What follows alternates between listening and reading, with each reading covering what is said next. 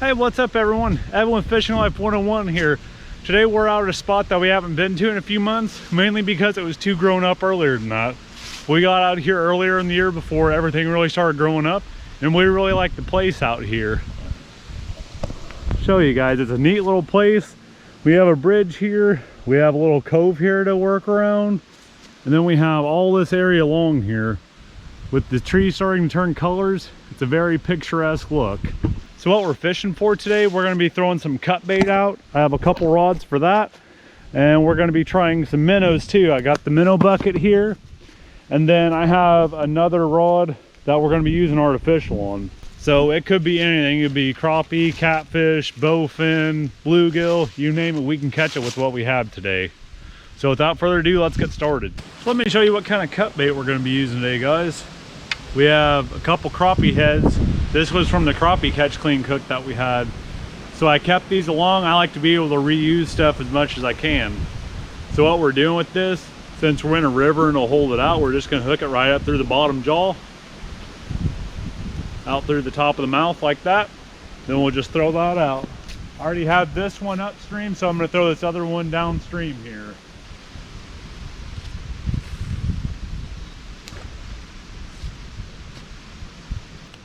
For crappie fishing with minnows, I like to use these little Mr. Crappie hooks. Now, it wouldn't exactly have to be these, but the design on them helps, how it's a bent design, how it's kind of offset there. And then these are a thin wire hook. That's the big reason why I bought them, because they're a thin wire hook.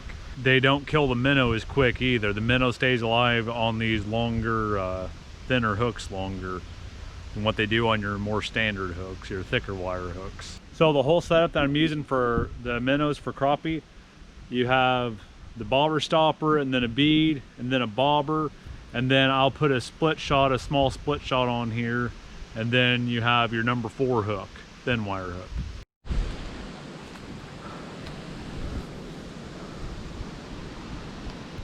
Trying just right here under this bridge. I don't want to get too close to the water line either, so I'm trying to stay a little bit further away, see if maybe we can find them up here. As you can see though, guys, it's an awful windy day today. Just a little ways upstream from my other poles, my 2 other rods are just right there. Just gonna try casting around here a little bit, see if I can make anything of this. This rod's had 2 hits on it already, just had a pretty good one. Oh, there we go again.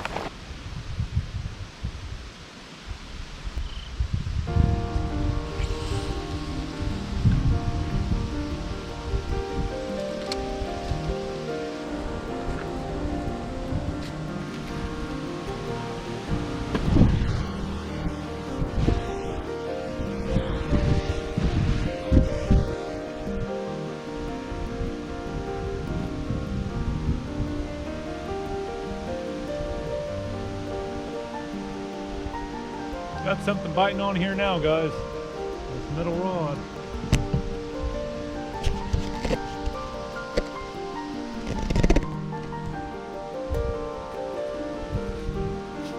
There we go.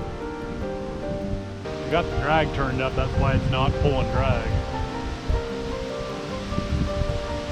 Well guys, I'm kind of afraid it's a turtle pulling now. Why I say that is because it's not moving around much in the water, the line isn't. Pole's staying bent, but you see it bobbing back and forth a bunch. When I was moving it too, there was little bubbles coming up from the bottom. That's kind of how it is though in a small river like this. You get a bunch of turtles.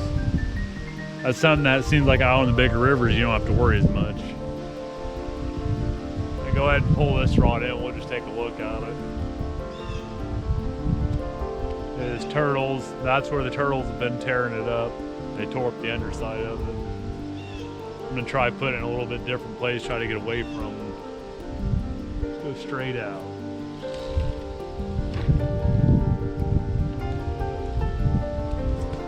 I think we might have something here, guys. This one's moving around on us.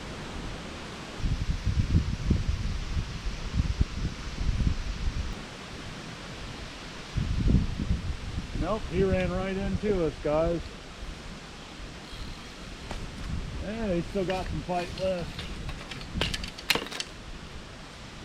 What do we have here looks like a catfish. He's all rolling. Yep. Rolling, rolling, rolling, guys. There we go. Channel cat here, a pretty good size one. Nice, pretty blue cat. Blue channel cat, I should say, not a blue cat, I don't think.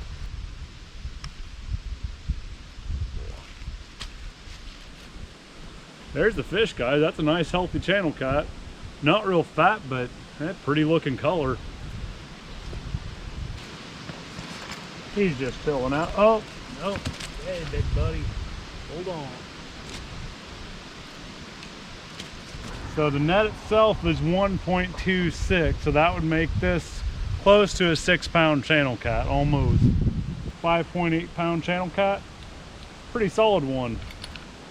Go ahead and let him go. There you go, little buddy. And he's gone. He's got plenty of life left in him. Hopefully we'll catch him again in the future. Could be a nice channel cat then. That's already a pretty nice one. So as you guys might have noticed with that one, the bite's quite a bit softer now since the water's colder. It seemed like that fish really didn't realize that it had the hook in him until the very end. Because I reeled him in really until he was no more than about 10 feet away from the shore. I just slowly reeled it, trying to keep the slack out of it. I could tell the fish was still on because the line was moving in the water. Once the fish realized he was hooked, he fought a little bit, but that was about it. But really, for that size channel cat, I've had him fight a lot harder than that. Dang, this was a hot rod today, guys. It's getting hit on again. I'm gonna go ahead and reel this one in a little bit. Get this one out of the way. That would be turtle. Look at that thing. Well, that's what turtles do, ruin your bait. That'd be turtles in that one too. Hey guys, so we got one good catfish out of here. I think we're gonna pull up and go to a different location since the bites kind of cool off and the turtles have really found us. Everywhere where I've been throwing baits out there now, the turtles have found it and they've just been shredding my baits. So it's not really worth to stick around here. Let's go try another spot. So we're at spot number 2 now. We're just putting some small chunks of gizzard shad on. We're gonna throw them out since we ran out of the crappie heads. Go ahead and just kind of fan them out.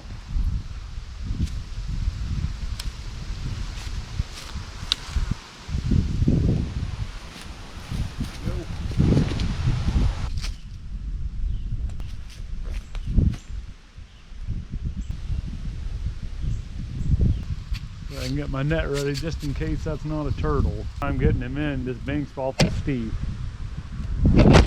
Ah.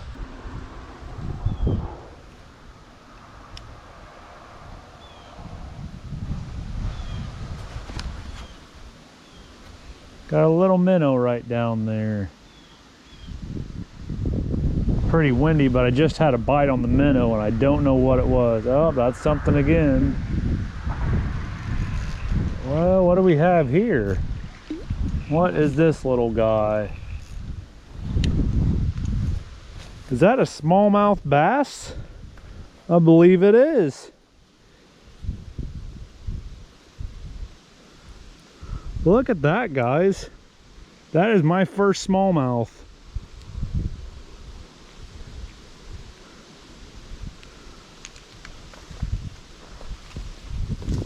That is a new species, guys, a smallmouth. We'll put him in the bucket real quick and then I'll show him on the other camera. So guys, there's my first smallmouth I've ever caught. We don't have a whole lot of smallmouths up here, mostly largemouths by far. That's pretty neat. So guys, about 10 inches. So we'll go ahead and throw him back. See if we can get ourselves another one here. Just dropping another minnow back in. And this is really, well, just today is the first time I've ever used minnows in a river. So I might have to give this another try here in the springtime or something like that. Just gonna try to cast out just right by the wood out there, just right by some structure. Right over that one. Got our little minnow swimming around. See a little ball moving around, that's the minnow swimming. Which looks almost a little odd to me. I haven't used minnows in a long time. Almost like a small gizzard shad swimming. Although I don't use live gizzard shad much either. I think really for catfish and bowfin and stuff like that, from what I've seen, it seems like cut bait works a little better. Might move everything down here pretty soon. My catfish rods have been pretty quiet today.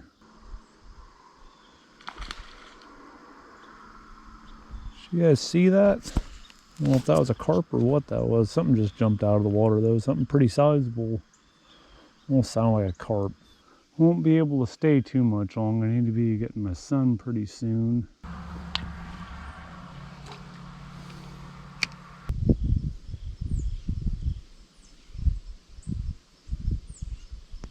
You guys see the turtle there? Right there. It's got one. It's pulling hard on here, guys. I was way down at the other end filming. He is on. That's a good sized bowfin. I guess I had the drag turned up too hard on this one. And of course it just pulled it right out. Oh man. But I guess he wasn't on good enough. Bait pulled right out of his mouth. Well guys, unfortunately we weren't able to get that last fish. It was a bowfin, but it just kind of got off. We still got 2 of them today. But I was plenty happy with just that, guys. That was a lot of fun today. Got a real nice channel cat. And then at this place we caught a smallmouth bass too. And like I said before, that was my first smallmouth. So I'm gonna have to try for more of those here. I'm probably gonna be going fishing some more this week, although it's supposed to rain a bunch tonight, so we're gonna have to see what comes of that as far as fishing for this coming week.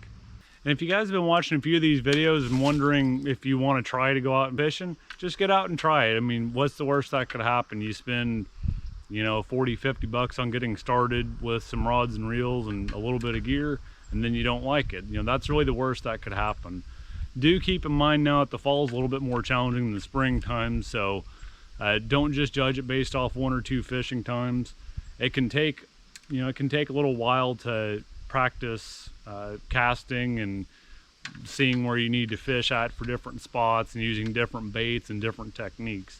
But it all comes with time. I hope you guys can get out there and try fishing, and I hope that you can enjoy it as much as I and my family do.